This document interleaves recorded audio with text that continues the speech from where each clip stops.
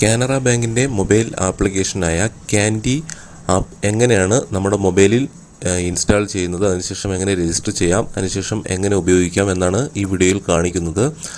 അതുപോലെ application install ചെയ്യുന്നതിനുള്ള link ഇവിടെ ഡിസ്ക്രിപ്ഷൻ ബോക്സിൽ കൊടുത്തിട്ടുണ്ട്. അതിൽ ക്ലിക്ക് ചെയ്ത് നമ്മുടെ വെബ്സൈറ്റിൽ നിന്നും പ്ലേ സ്റ്റോറിൽ റീഡയറക്റ്റ് ചെയ്ത് ആപ്ലിക്കേഷൻ ഇൻസ്റ്റാൾ ചെയ്യാവുന്നതാണ്. അതുപോലെ കാനറ ബാങ്കിലെ എല്ലാ അക്കൗണ്ടുള്ള ഉപഭോക്താക്കളും തീർച്ചയായും കാണുക. തീർച്ചയായും വളരെയധികം പ്രയോജനപ്പെടുന്ന ക്യാൻഡി ആപ്ലിക്കേഷൻ എങ്ങനെ ഉപയോഗിക്കാമെന്ന് നമുക്ക് ഈ വീഡിയോയിലൂടെ മനസ്സിലാക്കാൻ സാധിക്കുന്നതാണ്. നേരെ വീഡിയോ കാണാം.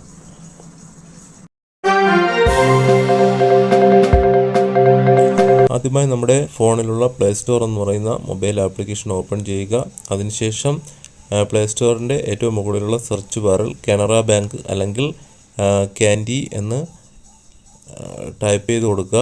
അതിനുശേഷം സെർച്ച് കൊടുക്കുക. കാനറ ബാങ്ക് എന്ന് ഞാനിവിടെ ടൈപ്പ് ചെയ്തു. അതിനുശേഷം സെർച്ച് കൊടുത്തു.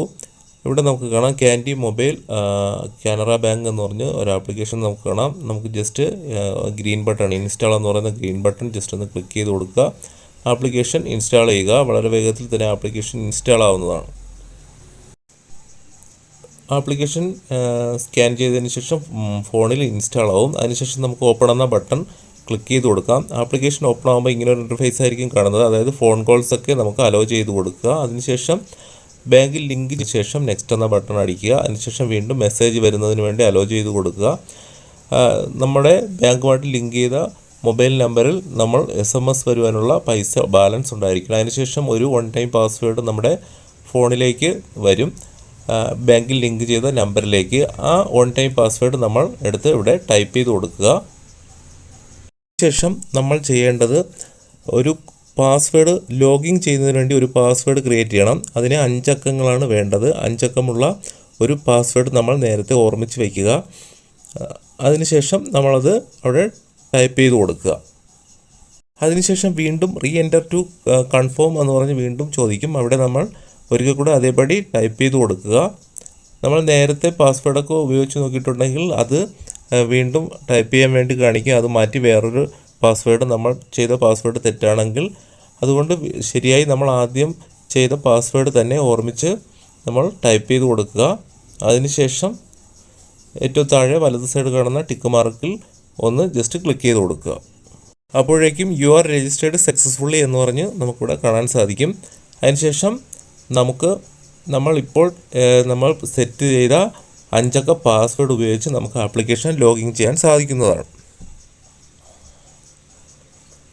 ആപ്ലിക്കേഷൻ ഓപ്പണായി. ഇങ്ങനെയാണ് ഇതിൻ്റെ മെയിൻ ഇൻ്റർഫേസ് കാണുന്നത്. നമുക്കിവിടെ വ്യൂ ബാലൻസ് എന്ന് നമ്മൾ അതിൽ ക്ലിക്ക് ചെയ്താൽ നമ്മൾ സെറ്റ് 6 ഡിജിറ്റൽ ന്യൂമറിക് MPIN, അതായത് നമ്മുടെ ആപ്ലിക്കേഷന് ഒരു MPIN മൊബൈൽ പിൻ നമ്മൾ സെറ്റ് ചെയ്യണം. അത് നേരത്തെ ലോഗിൻ ചെയ്ത പാസ്വേഡ് അല്ലാതെ ഒരു 6 അക്ക പാസ്വേഡാണ് നമ്മൾ ചെയ്യുക. അതിന് തൊട്ട് താഴെ കൺഫേം 6 ഡിജിറ്റ് ന്യൂമറിക് നമ്പർ എന്ന് പറഞ്ഞുകൊണ്ട് ആദ്യം നമ്മൾ തൊട്ട് മുകളിൽ ടൈപ്പ് ചെയ്ത ആ 6 അക്ക പാസ്വേഡ് തന്നെ വീണ്ടും അതേപോലെ എടുത്ത് ടൈപ്പ് ചെയ്ത് കൊടുക്കുക. ഈ MPIN നമുക്ക് ക്യാഷ്ലെസ് വിഡ്രോവൽ ATMനൊക്കെ നമുക്ക് ഉപയോഗിക്കുന്നതാണ്. MPIN സെറ്റ് സക്സസ്ഫുള്ളി എന്ന് പറഞ്ഞ് ഒരു മെസ്സേജ് വരും. അതിനുശേഷം നമുക്ക് ചെയ്യേണ്ടത് നമുക്ക് ലഭിച്ചിട്ടുള്ള ഡെബിറ്റ് കാർഡ്, അതായത് ATM കാർഡിൻ്റെ മുൻവശത്തുള്ള 16 അക്ക നമ്പർ നമ്മളവിടെ ടൈപ്പ് ചെയ്ത് കൊടുക്കുക. അതിനുശേഷം അതിന് തൊട്ട് താഴെ ഒരു കോളം കാണാം. അവിടെ ATM കാർഡിൻ്റെ മുൻവശത്തിൽ നമുക്ക് ഒരു എക്സ്പയറി, അതായത് വാലിഡിറ്റി ഡേറ്റ് കാണും. വാലിഡിറ്റി ഡേറ്റ് അതായത് എപ്പോഴാണോ എക്സ്പയറി ആകുന്നത് ആ മാസവും ഇയറും വർഷവും നമ്മളവിടെ ടൈപ്പ് ചെയ്ത് കൊടുക്കുക. അതിനുശേഷം ATM കാർഡിൽ നമ്മൾ ഉപയോഗിക്കുന്ന പിൻ, 4 അക്ക പിൻ, അതായത് ATM കാർഡിൽ നിന്നും വിഡ്രോവൽ ചെയ്യാൻ വേണ്ടി ഉപയോഗിക്കുന്ന പിൻ നമ്പർ നമ്മളവിടെ ടൈപ്പ് ചെയ്ത് കൊടുക്കുക. അതിനുശേഷം നെക്സ്റ്റ് എന്ന ബട്ടൺ ക്ലിക്ക് ചെയ്യുക. ആക്ടിവേഷൻ സക്സസ്ഫുൾ എന്ന് പറഞ്ഞ് ഒരു മെസ്സേജ് നമുക്കിവിടെ കാണാൻ സാധിക്കും. ഇത്ര ആയി കഴിഞ്ഞാൽ നമ്മുടെ മൊബൈൽ ആപ്ലിക്കേഷനിൽ നമ്മൾ നമ്മുടെ ATM കാർഡ് ആഡ് ചെയ്തു. ഇതേപോലെ നമുക്ക് വേറെ കാർഡ് വേണമെങ്കിൽ ആഡ് ചെയ്യാൻ സാധിക്കുന്നതാണ്. ഇനി നമുക്ക് ബാക്ക് ബട്ടൺ പോകാം. ശേഷം വ്യൂ ബാലൻസ് എന്ന് പറയുന്നതിൽ ക്ലിക്ക് ചെയ്ത് കഴിഞ്ഞാൽ നമ്മൾ നമ്മുടെ കാനറ ബാങ്കിൻ്റെ നെറ്റ് ബാങ്കിങ്ങിലേക്ക് റീഡയറക്റ്റ് ആവുകയും അതായത് അവിടെ പോയി നമുക്ക് നമ്മുടെ ബാലൻസ് കാണാൻ സാധിക്കുന്നതുമാണ്. നമുക്കിവിടെ ട്രാൻസാക്ഷൻ ഹിസ്റ്ററി തുടങ്ങിയ കാര്യങ്ങളെല്ലാം കാണാം. നമുക്ക് താഴേക്ക് സ്ക്രോൾ ചെയ്ത് കഴിഞ്ഞാൽ നമുക്കറിയാം നമ്മൾ നെറ്റ് ബാങ്കിങ് റീറ്റെയിൽ ആപ്ലിക്കേഷൻ ഉപയോഗിക്കുന്നവരാണെങ്കിൽ എല്ലാ കാര്യങ്ങളും നമുക്കവിടെ കാണാൻ സാധിക്കും. നമുക്ക് വിത്തിൻ ബാങ്ക്, അതായത് quick links, other bank beneficiary, demat account, loan payment, ഇങ്ങനെയുള്ള കുറേ കാര്യങ്ങൾ നമുക്കവിടെ ഫസ്റ്റ് ഇൻ്റർഫേസിൽ തന്നെ കാണാം. ഇവിടെ മോർ എന്ന് പറയുന്ന 3 ഡോട്ട് കാണാം. അതിൽ ക്ലിക്ക് ചെയ്ത് കഴിഞ്ഞാൽ account, card, bill payment, government scheme, open new, settings, ഇങ്ങനെയുള്ള കുറച്ച് ഓപ്ഷൻസുകളും നമുക്കിവിടെ കാണാൻ സാധിക്കുന്നതാണ്. അതുപോലെ നമുക്ക് ഇതിൻ്റെ മെയിൻ ഇൻ്റർഫേസിൽ വന്നതിന് ശേഷം നമുക്ക് ട്രാൻസാക്ഷൻ ഹിസ്റ്ററി ക്ലിക്ക് ചെയ്ത് കഴിഞ്ഞാൽ നമുക്ക് നമ്മൾ നടത്തിയിട്ടുള്ള ഇനിയുള്ള എല്ലാ ട്രാൻസാക്ഷൻ ഹിസ്റ്ററികളും ഡീറ്റെയിൽസ് കാര്യങ്ങളെല്ലാം കാണാം. നമുക്കത് ഡൗൺലോഡ് ചെയ്തെടുക്കാൻ സാധിക്കുന്നതാണ്. ഇവിടെ എത്ര മാസത്തെ എന്നൊക്കെയെല്ലാം നമുക്ക് ചെയ്യാവുന്നതാണ്. ഇനി നമുക്കിവിടെ മെയിൻ ഇൻ്റർഫേസിൽ വരാം. മൊബൈൽ ആപ്ലിക്കേഷനിൽ കുറേയധികം ഫങ്ഷൻസുകളുണ്ട്. നമുക്കിവിടെ കാണാം ഫണ്ട് ട്രാൻസ്ഫർ, സർവീസസ്, ഇങ്ങനെ കുറേ കാര്യങ്ങളുണ്ട്. ഫസ്റ്റ് ഓപ്ഷനായ ഫണ്ട് ട്രാൻസ്ഫറിൽ നമുക്ക് വിത്തിൻ കാർഡ് ഉപയോഗിച്ച് പൈസ മറ്റു ഒരാൾക്ക് അയച്ചു കൊടുക്കാവുന്ന ഒരു ഓപ്ഷനാണ്.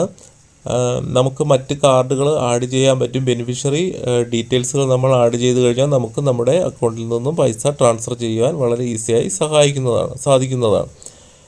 ഞാനിവിടെ ബെനിഫിഷ്യറി ആയിട്ടൊന്നും ആഡ് ചെയ്തിട്ടില്ല.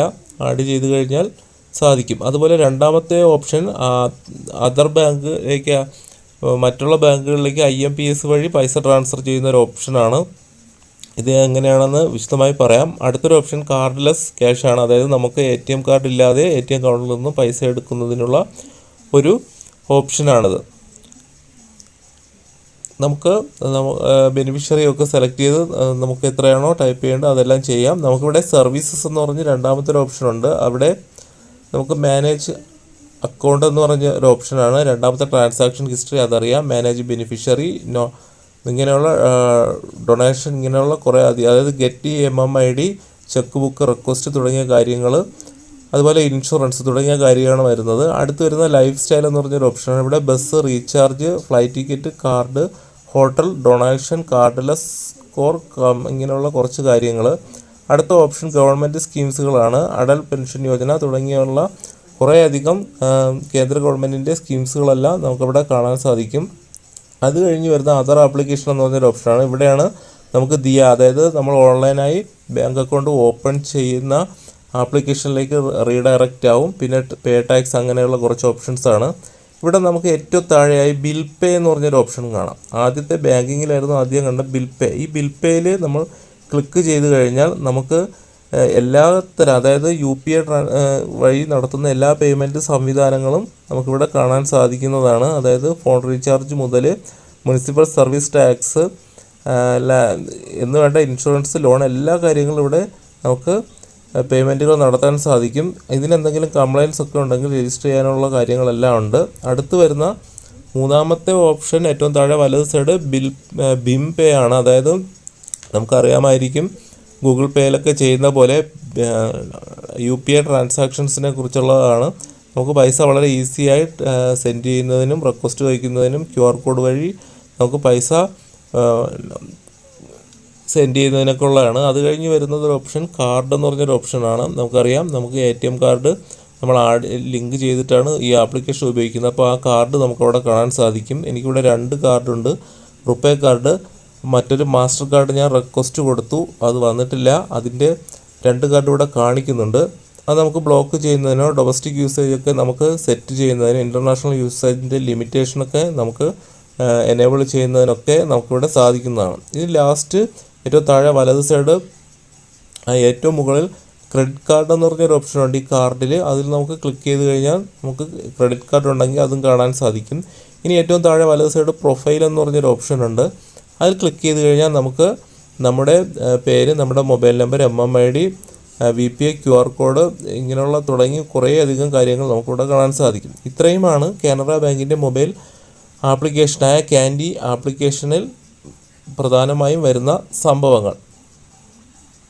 കാനറ ബാങ്കിൻ്റെ മൊബൈൽ ആപ്ലിക്കേഷനായ ക്യാൻഡി ആപ്പിൻ്റെ കുറിച്ച് നിങ്ങൾക്കുണ്ടാകുന്ന സംശയങ്ങൾ, നിങ്ങൾക്ക് പൈസ അയക്കുന്നത് ബന്ധപ്പെട്ട കാര്യങ്ങൾക്കുള്ള സംശയങ്ങളെല്ലാം നിങ്ങൾ കമൻറ്റ് ചെയ്യുക. അതിനുള്ള മറുപടി എത്രയും വേഗം തരുന്നതായിരിക്കും. ചാനൽ ഇതുവരെ സബ്സ്ക്രൈബ് ചെയ്തിട്ടുണ്ടെങ്കിൽ ദയവായി സബ്സ്ക്രൈബ് ചെയ്യുക. ബാങ്കിങ് സംബന്ധമായ, കാനറ ബാങ്ക് സംബന്ധമായ കൂടുതൽ വിവരങ്ങൾ ലഭിക്കുവാൻ തീർച്ചയായും ഈ ചാനൽ ഉപകാരപ്പെടുന്നതായിരിക്കും.